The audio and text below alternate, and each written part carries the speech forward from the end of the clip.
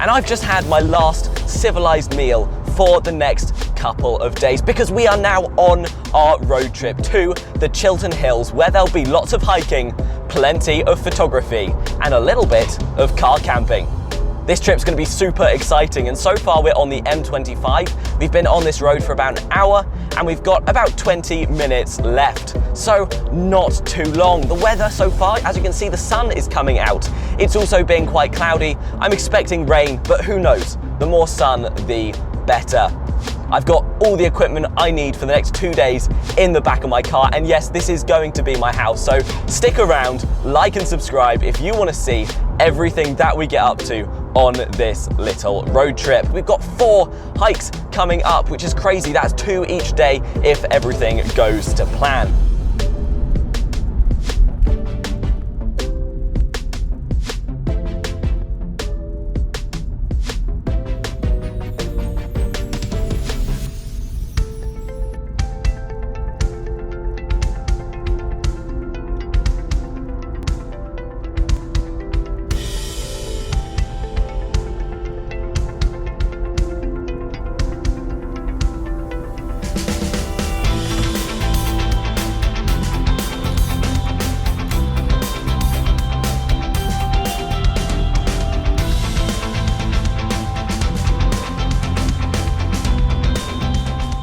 And before I even got the chance to get my camera out, a red kite started soaring above us. So we've already got some awesome photos of the red kite, and here they are.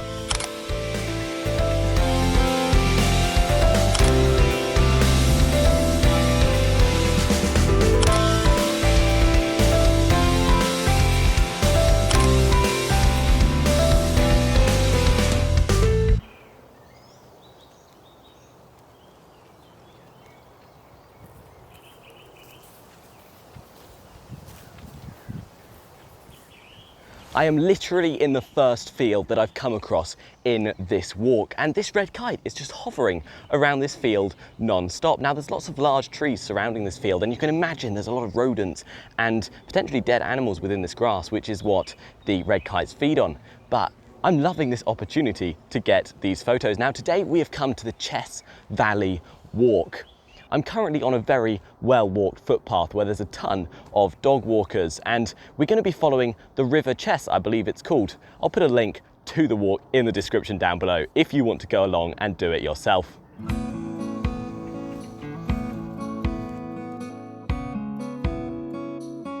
Through this tiny hole in the trees, I've spotted a pheasant in the field, and we got a photo.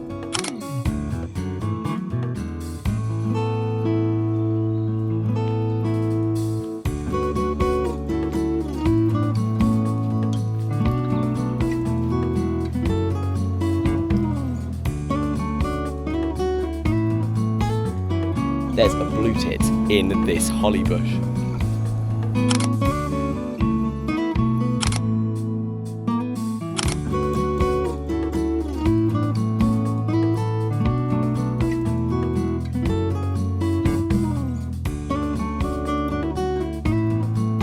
I'm in a field with cows.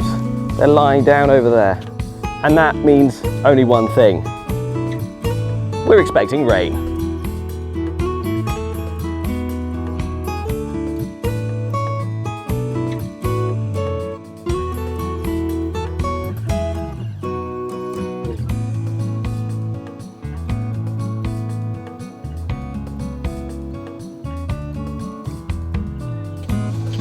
And we are on our way down the hill into the valley where the River Chess lies. And I'm sorry, these views are just amazing. Not only is there endless hills out in front of me and so many trees, there's also these wildflowers in front of them. We're gonna have to get some landscape photos of this.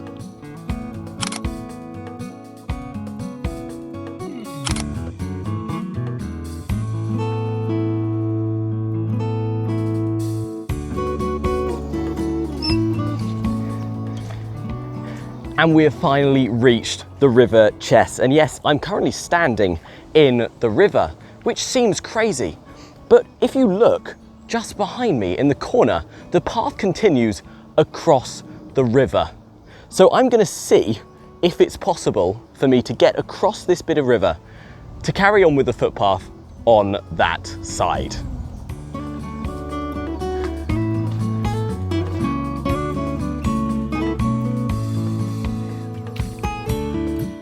Nope, that's not happening. Mission failed. I cannot cross the river in these shoes, but there is a path that carries on this side of the river.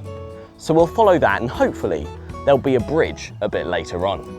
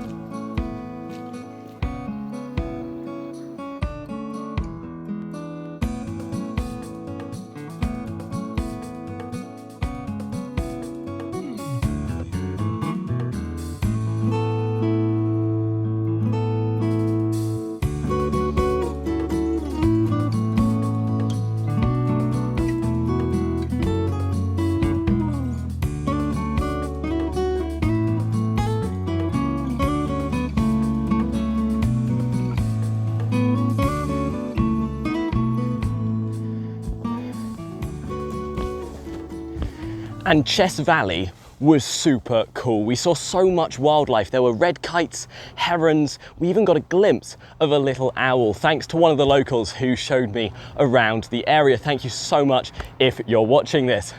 Now, to get back to the car, we're having to hike up this hill, which is not only very overgrown, it's also surprisingly steep. I'm feeling my legs aching already, which is not a good sign because this afternoon we're going to be hiking the tallest hill in the Chilterns.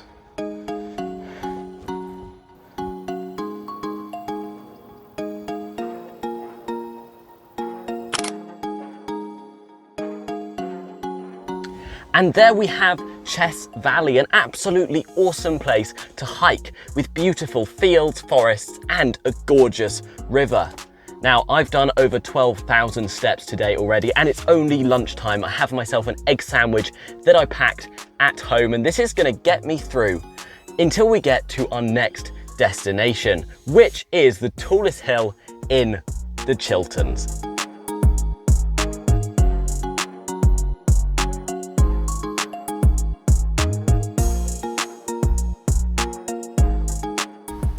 Google Maps wanted to take us to a car park where you had to pay. And I saw this lay-by with a couple of cars parked on it, and there's no sign saying I can't park here. So we're gonna try and get free parking.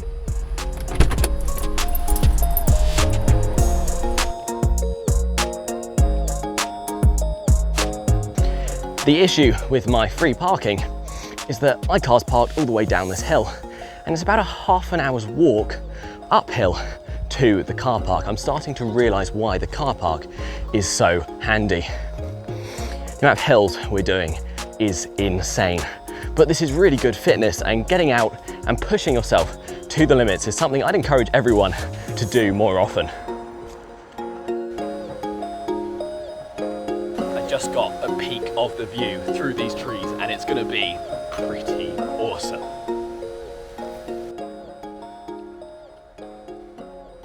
Now, I'm not sure if I actually told you where we are. We have come to Wendover Woods. I've just found my first path going up into the woods. So far, we've been walking along the drive. So it's about to get exciting. Now, from what I can see, this wood has an incredible atmosphere. It's very dark and it's full of conifers. It's kind of mystical. So I cannot wait to see what photos and what wildlife is in here.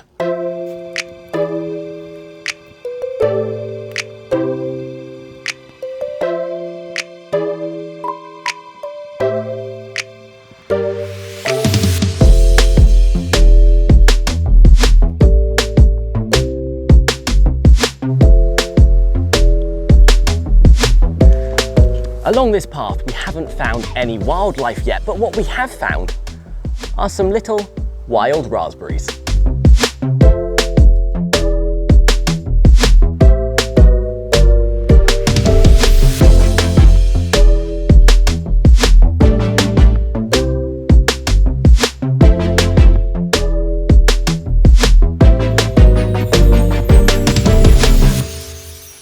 I definitely didn't come here for the fairy tales, but we found the Gruffalo, and it's not the Gruffalo I knew growing up because he's only got one horn.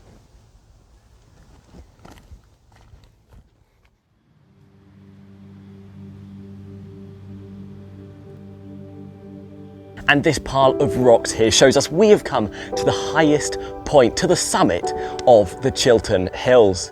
This tells us that we are at 267 meters high.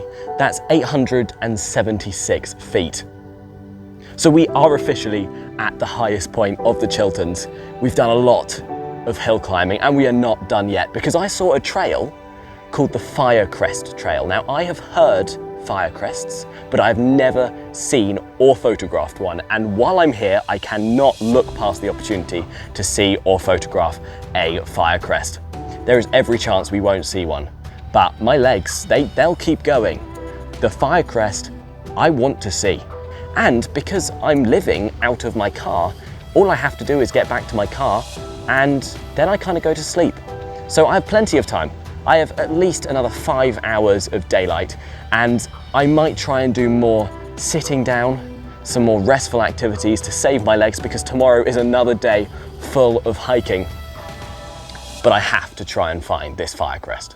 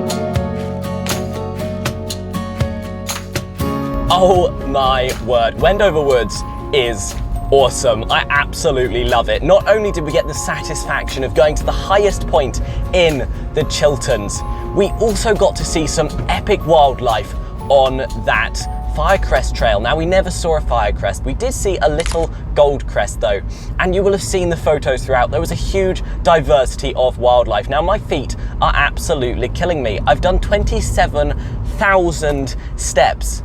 And that's been up and downhill most of the way. So I am so ready for some food. I've only had that egg sandwich and it sustained me while I've been enjoying the wildlife and the thrill of adventure, but I am going to be absolutely starving in about half an hour. So we are currently on our way. We're gonna stop at a little Tesco's and find a place to park for the night.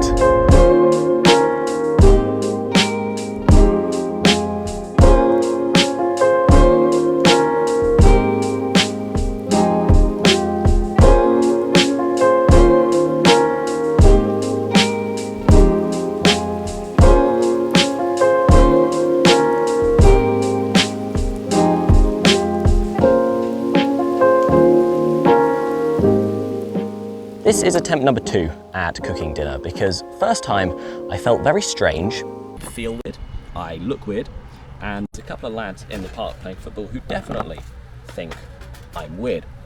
And I also forgot everything I needed. I forgot my fresh ingredients, I forgot my frying pan, and that meant I couldn't make what we were going to be eating tonight. What we're eating tonight is a kind of rice and veg fry-up, and I'm going to be using this sauce to give it a bit of flavour.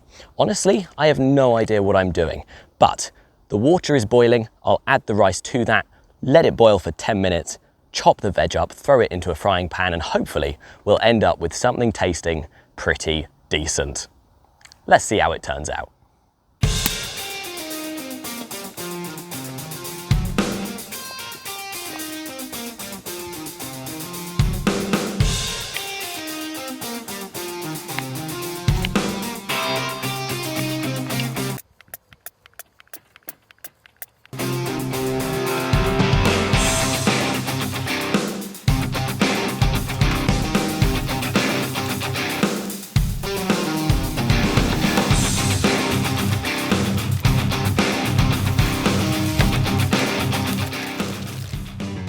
And there we have it, my strange yet tasty looking meal. I'm gonna pop it back in this pot so that I don't burn myself on the pan, and then I'll tuck in.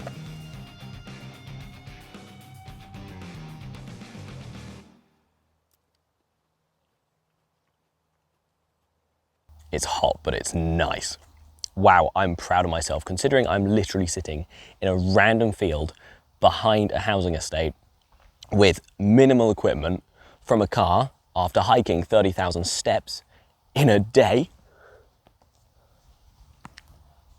Man, it's good. You'll have seen I put the cashews in there as well. We got the veg, we got the protein, we got the carbs. It's a full meal.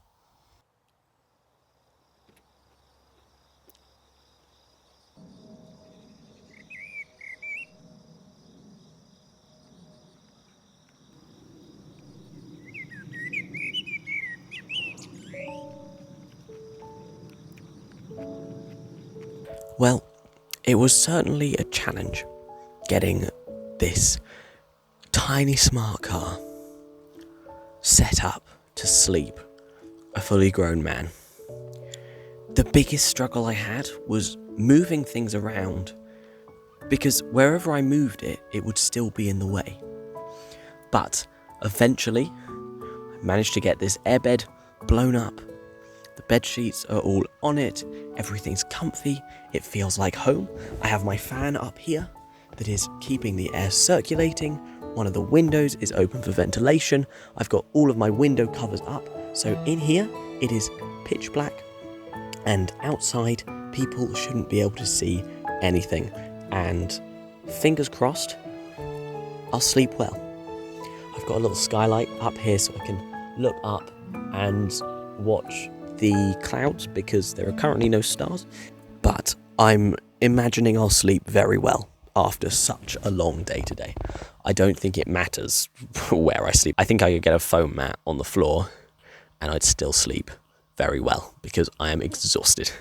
So I hope you've enjoyed this video and join me for part 2, which will be on the other side of this sleep.